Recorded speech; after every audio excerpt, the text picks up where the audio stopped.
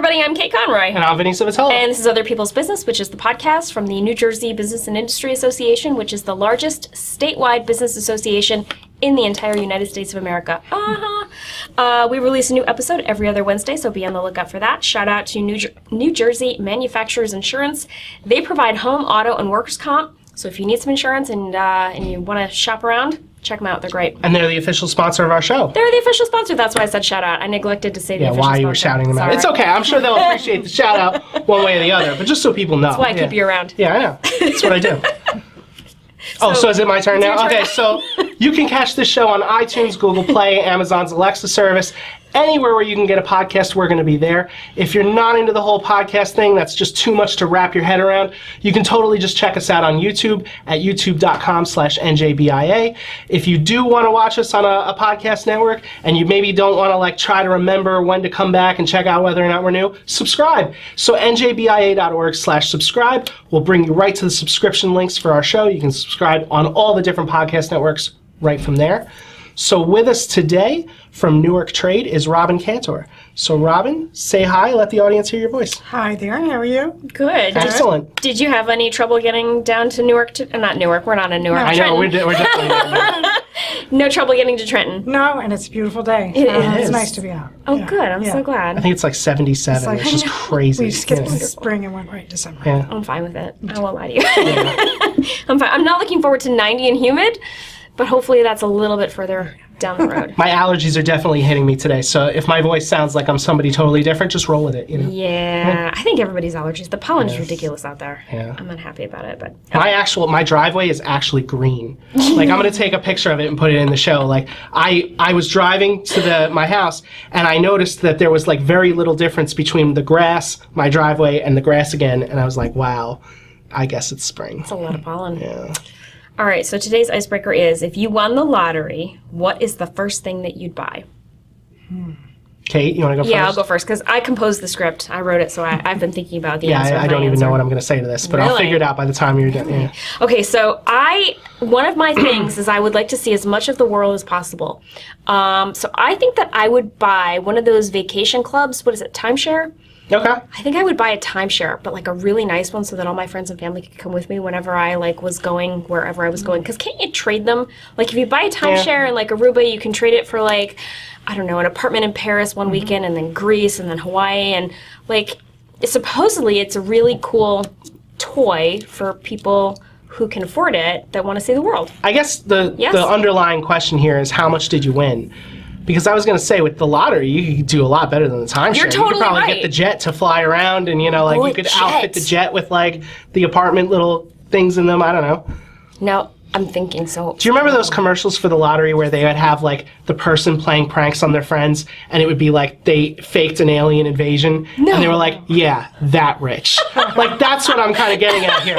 How much money did you win? Wow, I guess I'm thinking too small. Yeah, maybe. That's what I'm saying. You could probably do a timeshare. I mean, maybe not Aruba, Paris, but right. It's not totally out of reach now if that's what's important to you, Maybe. I don't know. I have no idea what they cost, but yeah. Yeah, I've done a little bit of looking, and I think it's out of my price range now. Sure. But just a little bit more, and I think I could. Okay, something to work towards. Yeah, but man, if the lottery. Pie in the sky. Let's say you won But if there was a lottery, $1 billion. it would be such a killer timeshare. You don't even know. It would be 4-bedroom. Is that a thing? Do you think you could do a 4-bedroom timeshare? Yes. Yeah. Yeah. Because you could timeshare a house. Right. Something. Yeah. Right. So then my whole family could come with me. Friends, you'd be invited, of course. Right? Thank you. Of course, I'd totally you'd be love to invited. come. Absolutely. Yeah. I think a timeshare would be the best. And that means I don't even have to answer I want to go around the world, because now I'm going to, coattail on That's what Kate right. wins. So Coattail. This of course assumes that we all do win the lottery. The office lottery pool, right? Yes.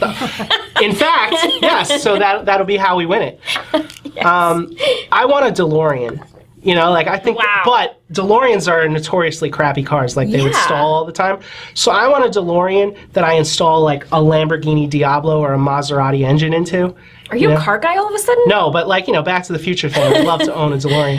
But how would you know that DeLoreans are bad cars? Did you? Oh, because they're notoriously crappy cars. Really? I never knew that. Like, they even made a joke about that in the movie. So, like, he has to, like, gun the car at 88 miles an hour and get to the clock tower before the lightning strikes, and the car stalls out on him. And he has to, like, bang his head into the windshield. Not that that actually worked, but, like, you know, he bangs his head into the windshield and I then it starts to remember work. the car stalling, but I didn't know that was because DeLoreans. Oh, they're just, yeah, they're awful. Stall. Like, they'll stall on you, like, all the time. My brother, he's getting married, and, like, he wants to, like, ride up to the church or whatever it is in a DeLorean. And I was like, you know, that's probably a bad idea. Doesn't he know the bride makes the entrance? That's not cool. We're not going to touch this. You know, I'm gonna move on. But Okay, then. What would also be really cool, I guess, in a more practical setting, I'd love to own a movie theater. I'd love to own, like, a movie theater that nobody else, like, does. You know, like, I want to own a movie theater for people who love films. So, like, I feel like it's too sterile of a hobby. Like, you go into a dark room, you watch your thing, you leave. I'd like to do something to improve on that. And I feel like with $1 billion, I could do it. You know, so that. What would an improvement be? I don't know. I'd like to have, like, on-site, like, movie clubs, like how we have book clubs where we discuss books. Oh, yeah. You know, I'd like to have things where people, like, submit Oscar picks and we hang them up. Maybe have, like, a cafe, like, where, you know, people can go and talk about movies and, you know, like, yeah. I'd like to have, I remember when Mamma Mia came out. I don't know if you remember that movie. Yes. Meryl Streep, I think. I do remember that movie. So they would have showings of Mamma Mia where people could bring their kids who would necessarily be loud. You know, because, like, the idea was that, like, you could never make it out to a movie because you've got, like, you know, extenuating circumstances. They were like, we're going to scrap that. If you go to this showing, you understand that it's going to be, like, Full of kids. a crap show, you know? So, Wow. yeah, like, I'd like to do things like that where you encourage people to come out and maybe, like, you know, maybe you have, like, things where, like, you're playing a movie and you hear, like, a riff track from the Mystery Science Theater guys. Yeah. Or, like, you know, different things, you know? I think that'd be cool.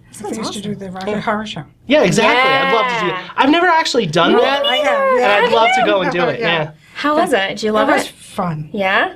Actually, I didn't plan to, but I ended up doing it twice. Once was in Cape Cod, which was wow. really funny because it was like a preppy Yeah.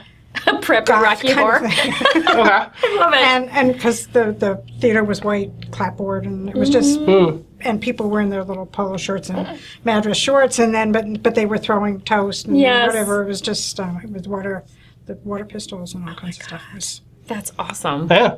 yeah. I have actually no idea what they do. I know they throw popcorn at the screen, and I know people dress up, but I've Yeah. never been to one, so I don't know. But I'd be all about it.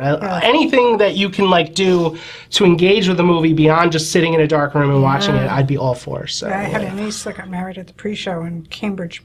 You did? Yes. That's awesome. So you're a really big fan, then.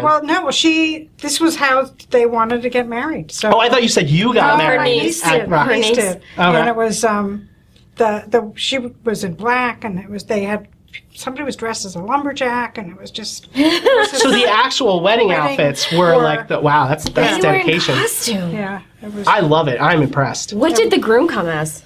Well, he was wearing this funny hat. He was a French musician, Okay. and he was studying at Berklee School of Music. Okay. And he had with long reddish hair, and it was.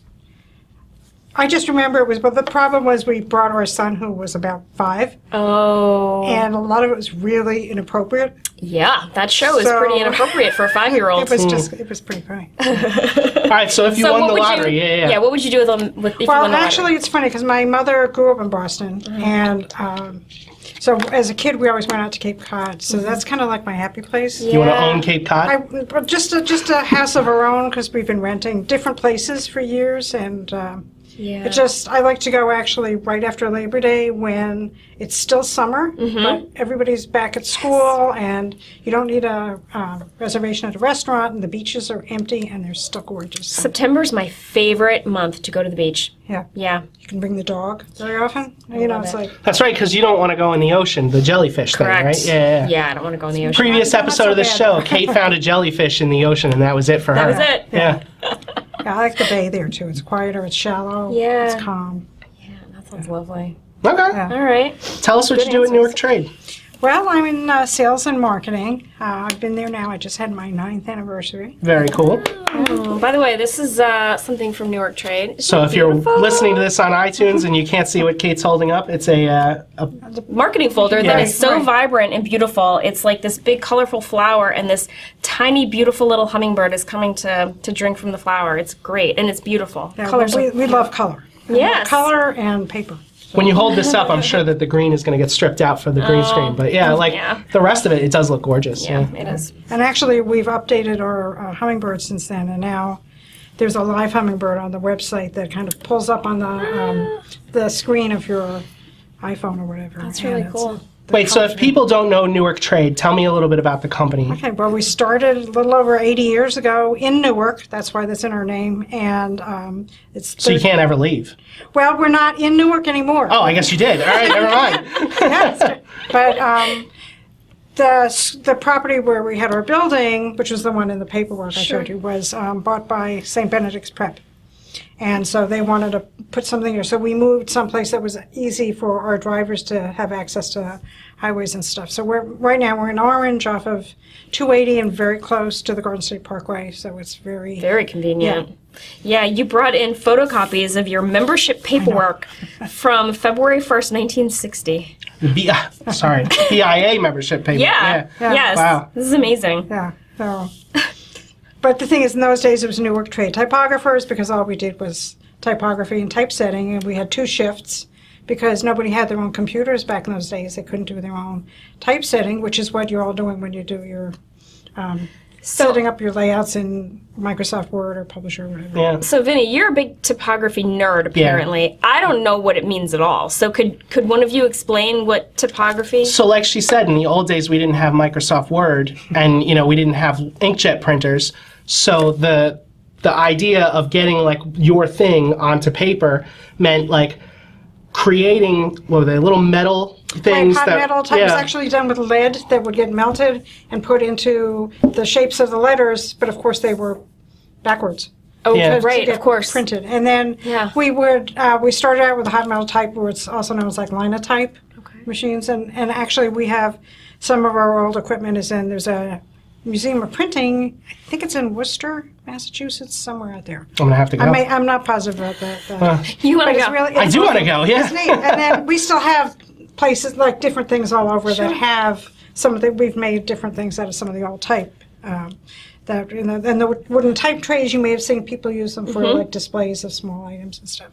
So we did that. In those days, we were a trade typographer, which is where the Newark Trade part came out with. So advertising agencies would decide what kind of layout they wanted. They might either typewrite it or handwrite it, give it to us, and we would have our people would set it all up, give them a couple different pieces of they were called repros at the time, let them take it back, and that might go to eventually to be in a newspaper or brochure or whatever to get printed. So we did that until the onset of when people getting their own personal computers. Sure. And doing desktop publishing. And then from there, we had to find other ways to go because people didn't need typesetting as much anymore. They were doing it themselves. Sure. So I want you to wait. I want you to take a second to appreciate that for a second. Like you have a newspaper that publishes every day. The entire newspaper needed to be laid out with little metal things for every single letter, every single size. So if you had a headline, that needed to be a bigger piece of metal with an A on it. And then you need like everything every day. You know? So they would do the main part of the newspaper, but we would help somebody maybe with an advertisement, like for the supermarkets and all that stuff like that. We would get those set up, and it was really easier for the designers in those days because they could just kind of write out what they wanted. They'd give it to us, and they'd go home. They might leave at 3:30, and then our drivers would pick it up, set everything up, and then they would get it. We had a second shift that would work until like 1 in the morning. Oh my God. They were drivers that would bring it back, put it in like a lockbox kind of thing, and in the morning they'd come in and it was all ready. So they didn't have to do as much themselves. So it's kind of interesting to see how things have evolved. I keep thinking about like Gutenberg's Bible and like back in the day and how the technology was, like that. Like it was very, I don't even know how to, I'm not expressing this very well, but it seems like the technology didn't change for a long time, and then overnight, like the revolution of computers and printers at your desk happened, and the world changed. Yeah. Wow. I mean, you just think about, like, okay, let's say that newspaper. You're the guy laying out all the little pieces of metal, and something just doesn't fit right. You kind of have to, I don't know, start over. Today we would just pull the margin a little bit in, like, InDesign, you know? But okay. So after the typography thing, you know, you said you had to find a new venture. So then we became more of a service bureau, which means we would do photostats for people. What's a photostat? Though, if somebody had a piece of artwork or lettering that they liked, but they needed to change the size of it, reduce it, enlarge it, we could do all that and give them a positive print of it that they could then take, and that would get printed from. Okay, we had other things we would do. They were color separations for other printers. And then we did that for a while, and then realized that the owner now, who's the grandson of the founder, realized that printing was the place for us to go. So he went to, now I'm thinking it's Rochester, I'm not positive what the university was there, but they do have printing industry courses there. That's where he learned what he wanted to do, came back, got some new equipment, and then we started doing more of the typesetting and printing. Sure. More printing than typesetting. I think. But, and we didn't ever use ink printing. We left the ink and all the solvents and stuff like that. We just kept it all digital, which is more like what copiers do. Oh. So it's less, it's a little more environmentally friendly. There's not as much waste, because you don't have to wait for it all to get up to speed and waste 100 sheets of paper. We can just... Going back to the photos, I mean, that's another thing you don't totally appreciate today, because today you just tell Photoshop, I want to make it 600 pixels wide, and Photoshop figures out how tall it needs to be based on that. In the old days, you needed to take a proportional wheel and do the math. Like, you would have to actually, like, figure out geometrically how big it needs to be, percentage-wise, so that you don't stretch it or distort it. And that's not easy. I mean, eventually you get used to it. Plus, if it was a photograph, you would have all the gray shades of gray that are in there, which, with a regular photo, everything would get printed in black and white pretty much. So instead, we had a way, what we call a Velux or a halftone, would break it up into little dots. That's what would get printed. So depending on the size of the dots is how it would get printed in a newspaper or on a press, whatever. So there's a lot there. What kind of services do you offer today? Well, we have a great award-winning design team. So we do offer design to people that graphic design. Okay. So we do logos, we do brochures, letterheads, really anything. Then we do a lot of display printing too. And you said that you have drivers going out. So do you do the printing yourself? We do a lot of it there. Some of the things that we do a large format as well, so we can do that in-house. If something needs to be done on equipment we have people that we work with that do it for us, so everything can get done and be delivered. You deliver it yourself too? Wow. Yeah. Okay. Yeah. I mean, if it's going to Orlando or Vegas, which happens a lot, people are getting something for a show, then we'll just ship a FedEx or whatever. Sure. But yeah. Oh, very cool. Yeah. Interesting. And that's what I like about it, is it's always different. Yeah. So I don't have to do the same thing all the time. Yeah, it sounds like you guys have evolved a lot of time, over time. Yeah. It's nice. There aren't a lot of third-generation small businesses. I know. Yeah. That's really cool that he was into it and dedicated enough to go to school for it. Yeah. Plus, I mean, the thing that I like about it is he kind of feels that every job that we do has his signature on it. So the quality is really important, because he doesn't want anybody to ever say that we didn't do what they were hoping to have done. Which if you're going to one of those big chains or, I mean, my husband and I had a printing franchise for 20 years, which was individually owned, but it was a chain, and those have now, when we had ours, they were like 800, and there's like less than 100 in the country now. Yeah. Because printing has evolved so much. Yeah, no kidding. Wow. All right, well, we're going to take a quick break. Yeah. When we come back, Awful or Awesome. Sounds good.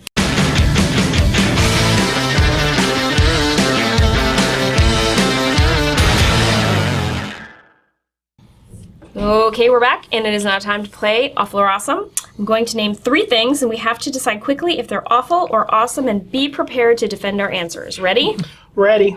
Okay, first up, self-driving cars. That worries me. Yeah, I would go so far as to say awful.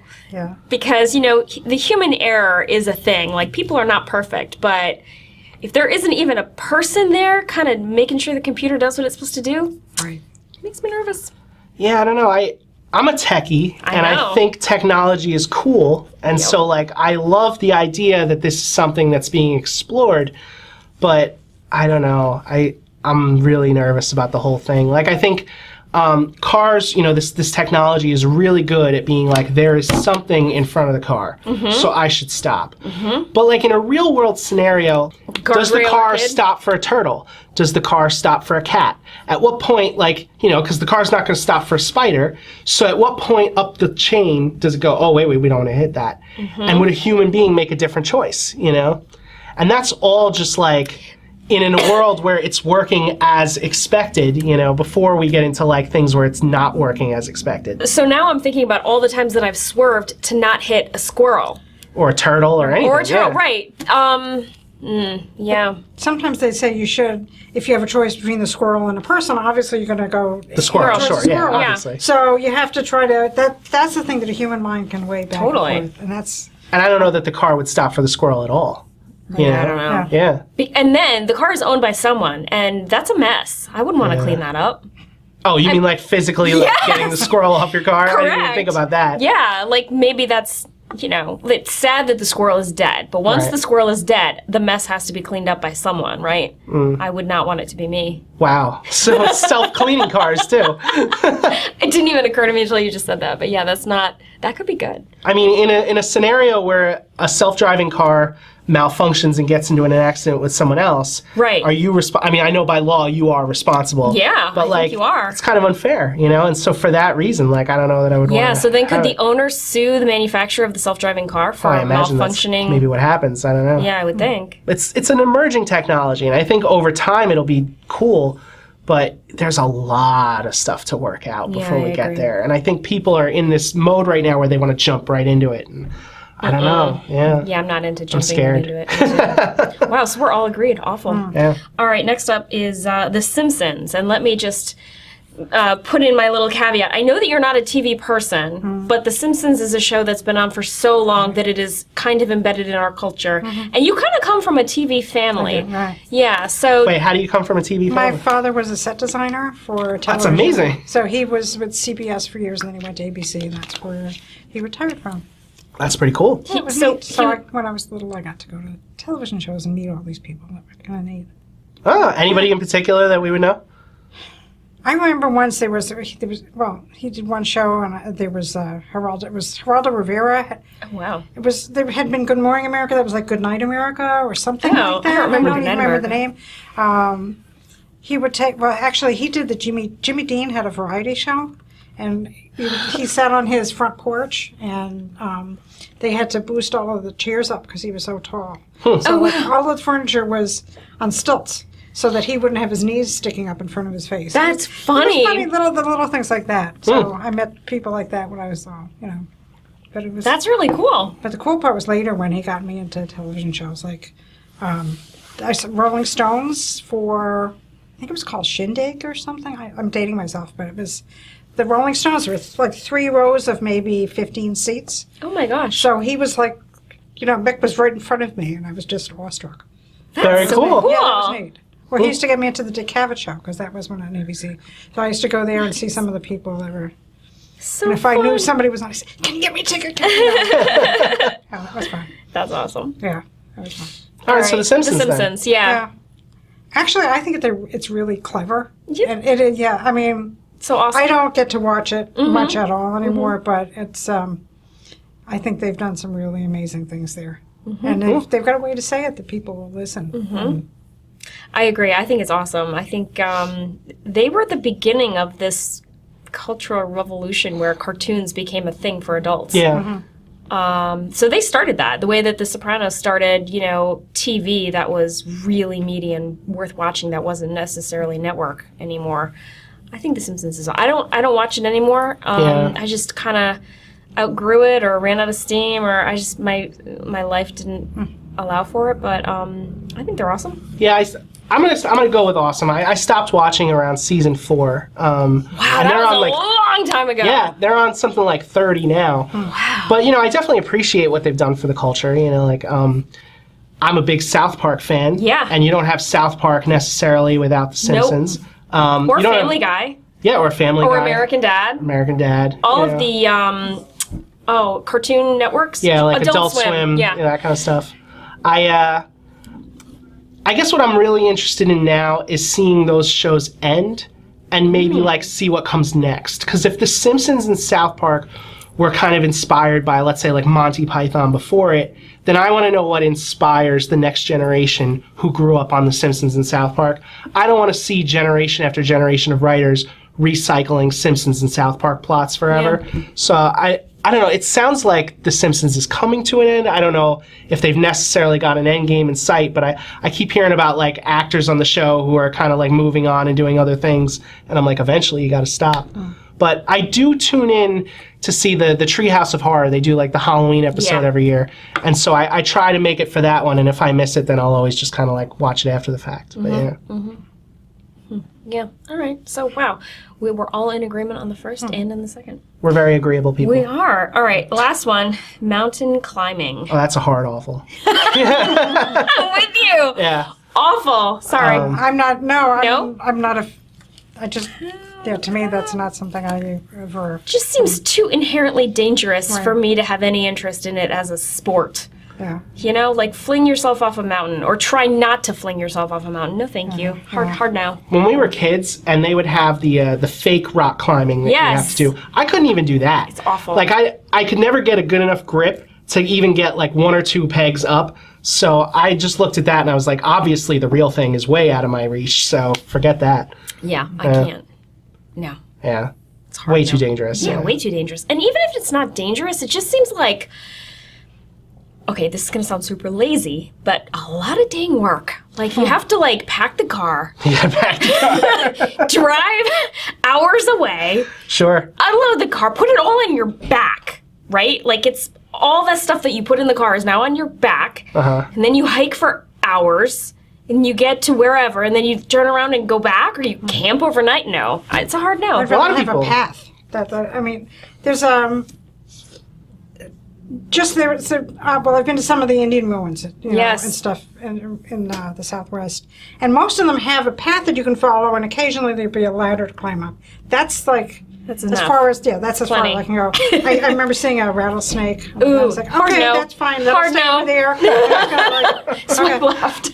Right. Yeah. No, there. A lot of people die doing it too. If you get, the really tall ones, let's say, the elevation and the cold and everything, your body just shuts down and you sit down and die. Yeah, die. And what's the one that Mount in India or I'm really bad with geography, but let's say Everest. Everest is the one I'm thinking of. Yeah. Aren't there just corpses on the trail that you have to pass by? Because you die and it's too difficult to collect your body, so your family has a memorial and you're just above ground forever dead. I guess that's sort of an immortality thing too. You are just sitting there. I'm imagining you don't decompose because it's freezing up there. Perfectly preserved. That's just that's bonkers. If they ever figure out how to bring people back, you'd be perfectly set right there. But no, that's just crazy. I don't want to do that. Yeah, I agree. Definitely no.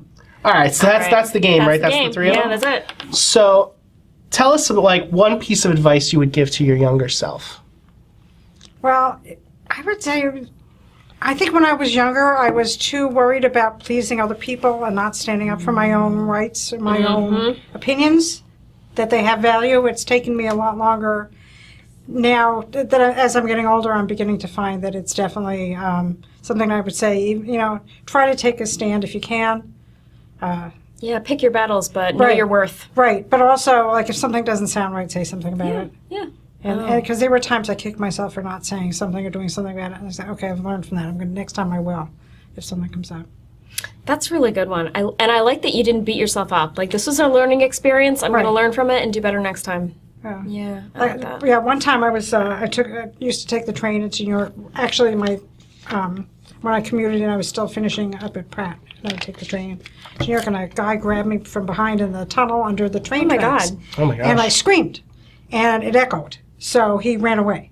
But after that, I said, okay, I have to learn to defend myself. And so I've tried to keep up a little bit. Like, I still do kickboxing, and I try to do what I can to make me feel a little bit stronger. So, I mean, I think that somewhere I knew to scream. Yeah. Because I couldn't do anything else. I kind of remember trying to hit him. But that worked at the time. But This is the wrong takeaway from this, but I'm surprised that worked.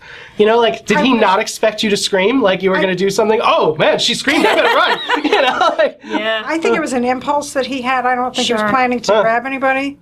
And I think he just saw an opportunity to, because I kind of got home real fast and called the police. Sure. And nothing ever happened. They couldn't find the person, but Yeah, they can never find the person. yeah, I know. But that's why Scathing commentary on our law enforcement. I apologize. I apologize. Something similar happened to me once, and they couldn't find the person. really? Yeah, it's quite sucky, but whatever. Robin, say somebody wants to get some digital design or printing services, how could they get a hold of you guys? Okay, well, we do have a very easy to get to website. It's newarktrade.com. Awesome. And then from there, you can really find anything, or you can call us at 973-674-3727. Okay. But really, the website is the easiest, and you can just contact us from there. Cool. Newarktrade.com. Right. That's awesome. All right. I think that might be our show. That's our show. All right. Thank you to our listeners and the subscribers. We appreciate the support. Thank you to New Jersey Manufacturers Insurance Group, the official sponsor of the show. They do home, auto, and workers' comp, so if you need some insurance, check them out. Thank you to Robin Kantor of Newark Trade for coming on the show today. Yeah, thank you so much. It was really fun talking to you. And we'll see you next time. Bye.